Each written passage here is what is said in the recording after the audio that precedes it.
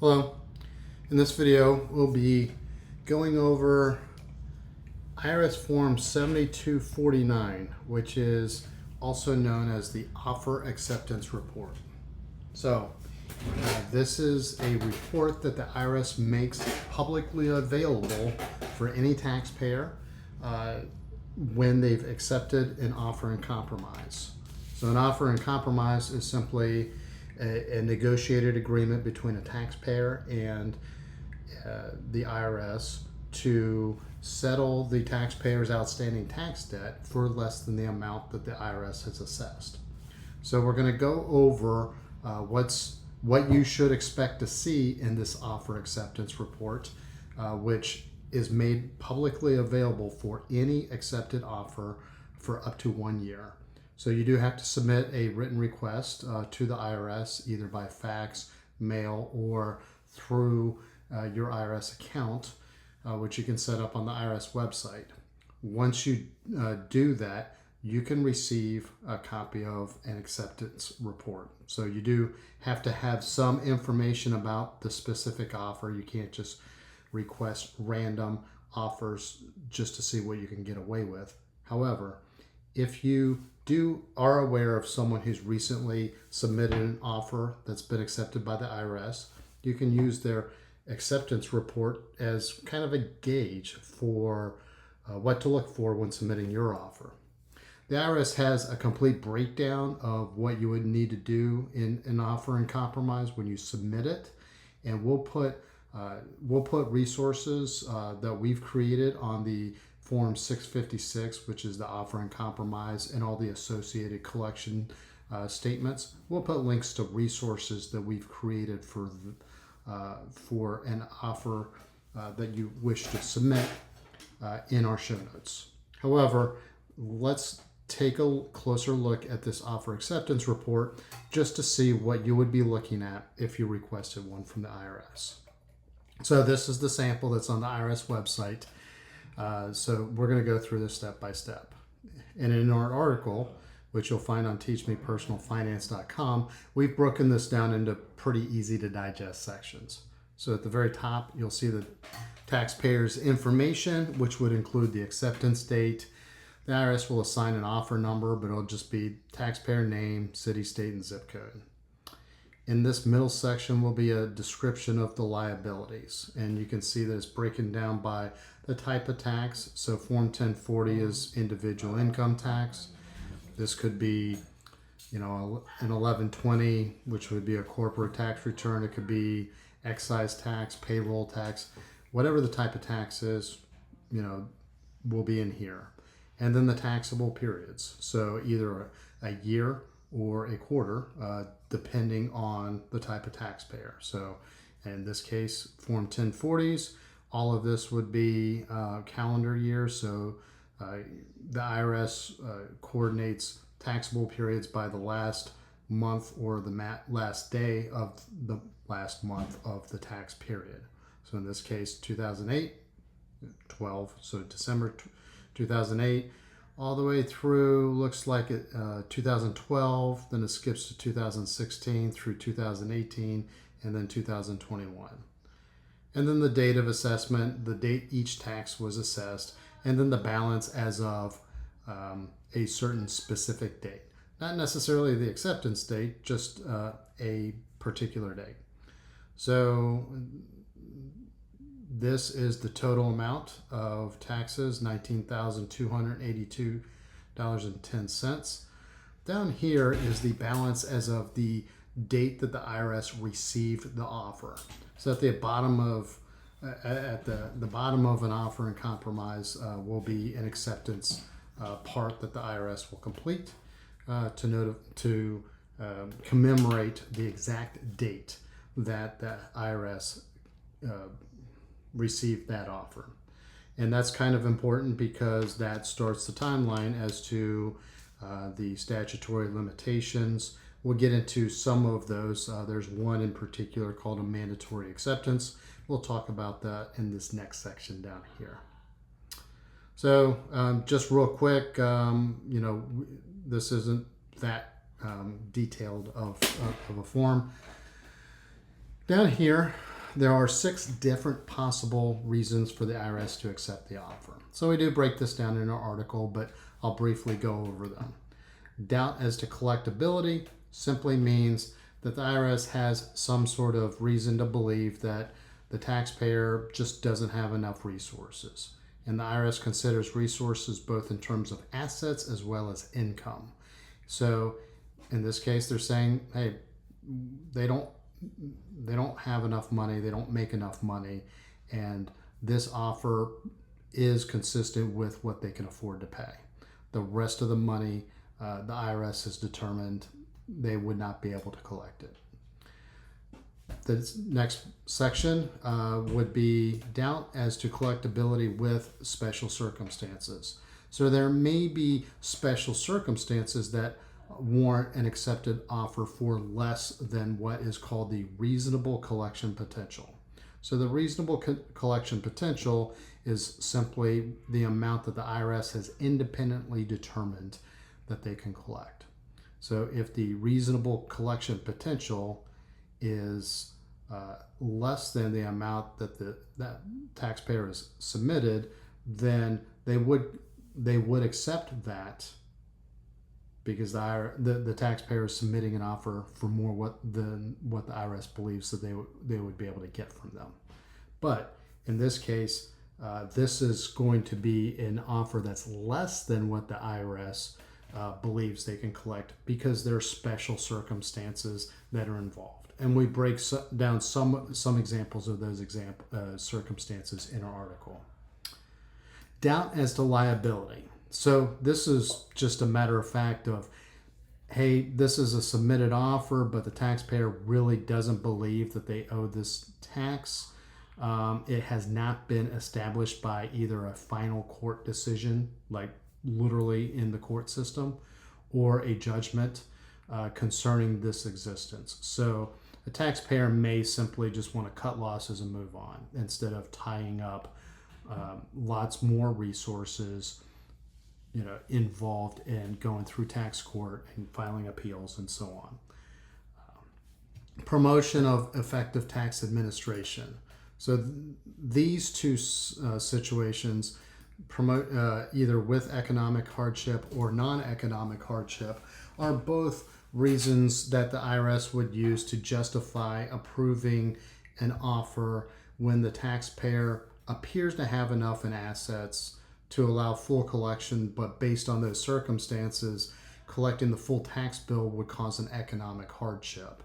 And this would be done by making that determination after collecting all of the information in the 656, the submitted offer, as well as the collection information statements.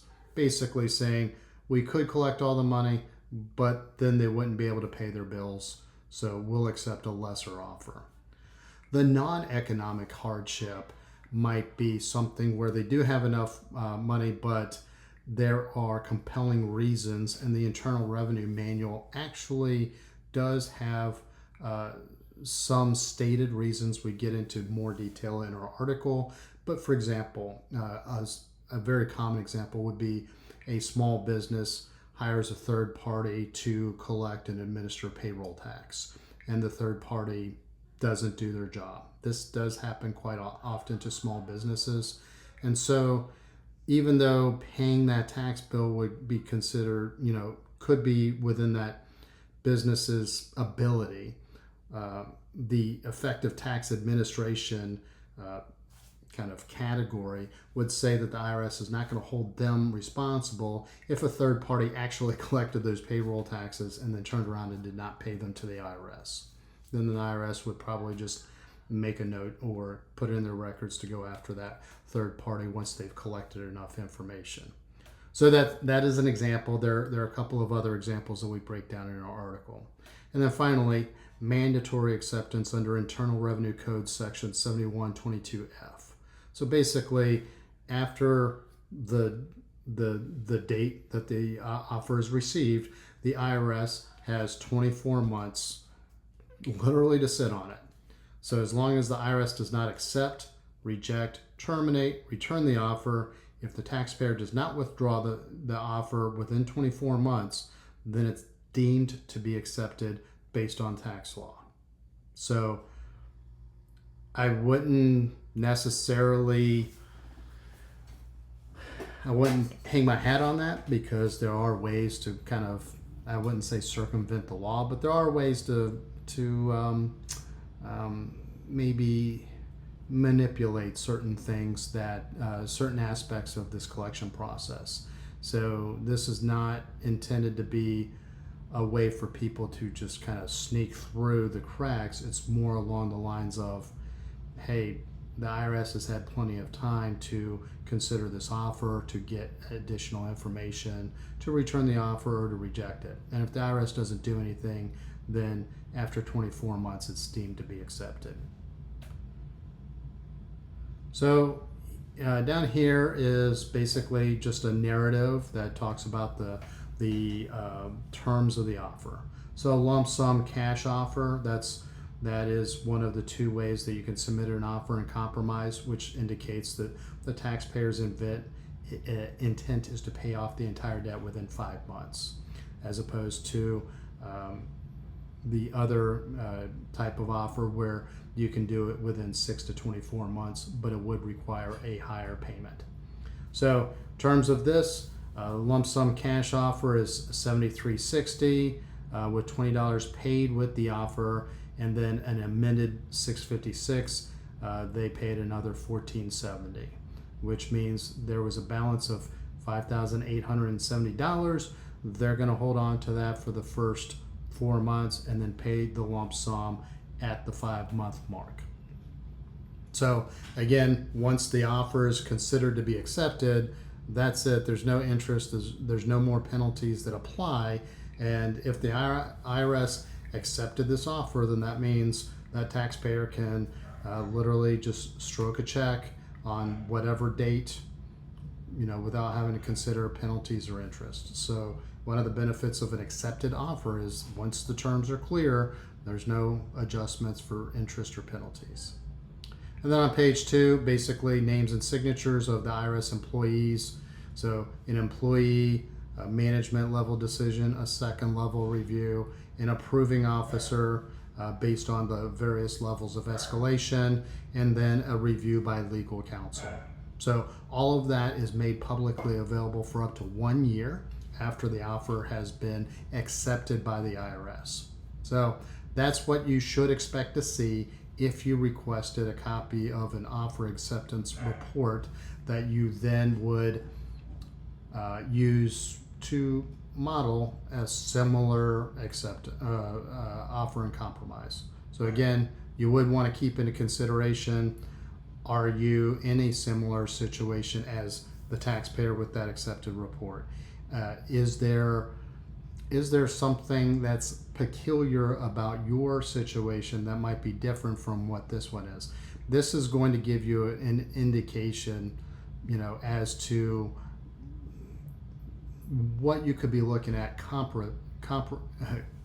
comparatively. Of course, the IRS recommends that you use the offer and compromise calculator. That is basically another way that you can kind of toggle estimates of what you think you can get away with, but realistically, the IRS is going to depend, regardless of whether you use this or a calculator.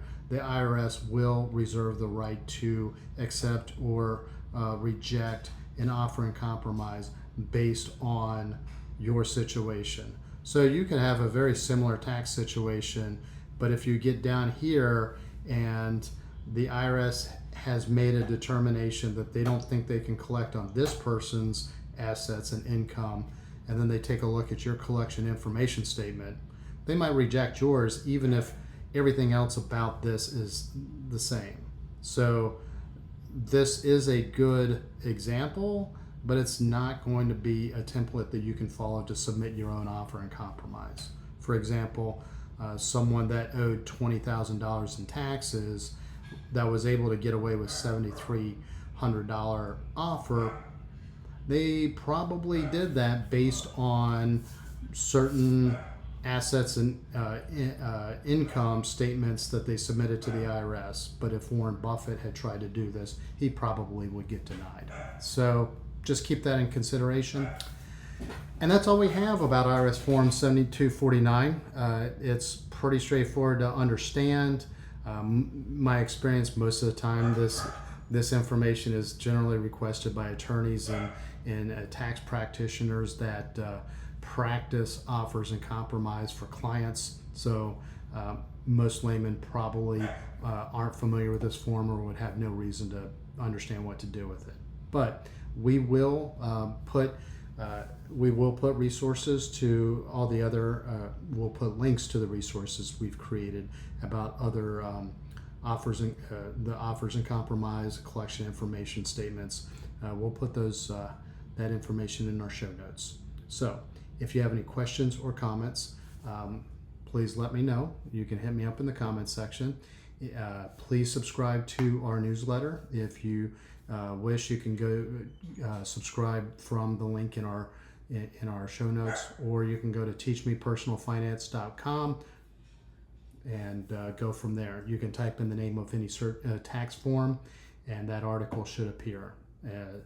If you like our YouTube videos, please subscribe to our YouTube channel. And once again, if you have any questions, comments, or if you have any ideas for an upcoming video, please hit me up in the comments section. Thank you very much and have a great day.